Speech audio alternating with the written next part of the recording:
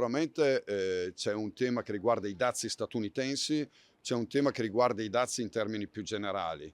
Purtroppo nelle scorse settimane anche la Cina ha introdotto un dazio particolarmente rilevante del 63% per quanto riguarda la filiera suinicola, e questo sta bloccando tutte le esportazioni dei nostri prodotti in quel mercato. Su questo ovviamente avremmo gradito diciamo così, un'azione più rapida, più veloce da parte delle istituzioni europee. Nel contesto, ritornando invece sul tema dei dazi statunitensi, abbiamo una finestra che si conclude nel mese di dicembre per quanto riguarda la tassazione nei confronti di un comparto, quello vitivinicolo, e ancora oggi non sappiamo a che punto siamo e se si ritornerà a, diciamo così, uno scambio paritetico, quindi 0 su 0, oppure se noi continueremo ad avere il 15%. Il 15% unito purtroppo a un dato della svalutazione del dollaro sta condizionando totalmente la capacità di esportazioni delle nostre eccellenze sul mercato come quello statunitense, che oggi